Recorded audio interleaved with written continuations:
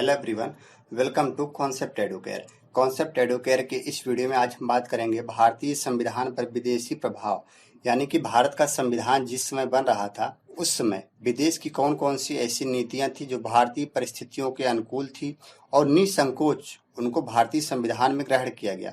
वैसे अगर बात करें तो 60 देश ऐसे थे जिनका अध्ययन करके भारतीय संविधान में उनकी अच्छी बातों को ग्रहण किया गया था।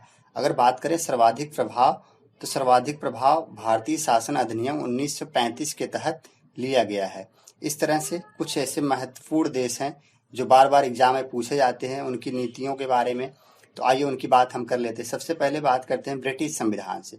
ब्रिटिश संविधान से क्या लिया गया है? संसदीय शासन प्रणाली।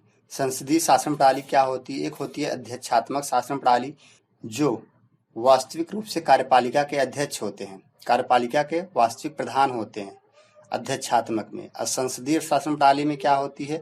यहाँ नाम मात्र प्रधान होते हैं।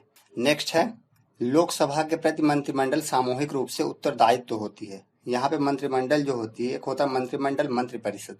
मंत्रिमंडल लोकसभा के प्रति उत्तरदायित्व होता है आर्टिकल 75(3) के तहत।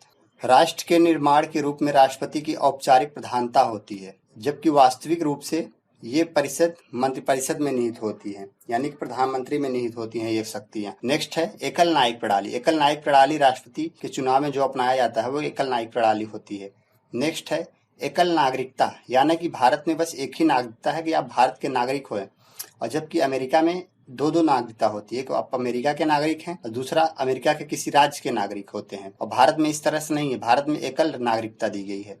नेक्स्ट है आयरलैंड के संविधान से। आयरलैंड के संविधान से 1937 के तहत राज्य के नीति निर्देशक तत्व लिए गए हैं। राज्य के नीति निर्देशक तत्व जो होते हैं अनुच्छेद 51 में नीति निर्देशक तत्व 36 से 51 तक जो बात कही गई है वो आयरलैंड के संविधान से ही लिया गया है। नेक्स्ट है साहित्य, कला, विज्ञान, समाज सेवा योगदान के आधार पर राज्य में जो 12 व्यक्तियों को राज्यसभा से चुना जाता है, मनोनीत किया जाता है, वो भी आयरलैंड के ही संविधान से लिया गया है आर्टिकल 80 के तहत। नेक्स्ट है राष्ट्रपति का निर्वाचन मंडल।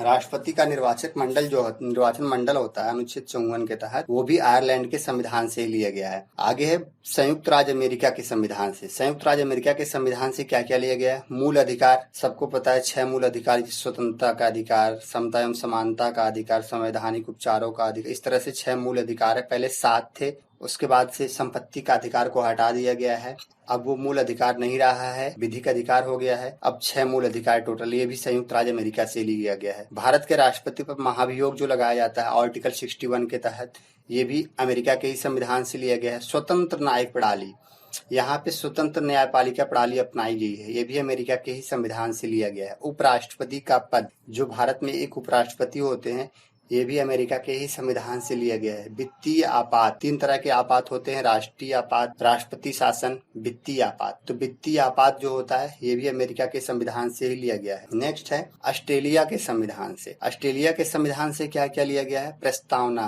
प्रिएम्बल जिसको बोलते हैं, ये भी ऑस्ट्रेलिया के संविधान से लिया गया है। समवर्ती सूची, 3 तरह की सूचियां होती, समवर्ती सूची, राज्य सूची एवं संघ सूची। तो समवर्ती सूची भी केंद्र ऑस्ट्रेलिया के संविधान से लिया गया है। और क्या केंद्र एवं राज्य के बीच में क्या क्या संबंध होते हैं, ये भी ऑस्ट्रेलिया के संविधान से लिया गया है। कनाडा के संविधान से।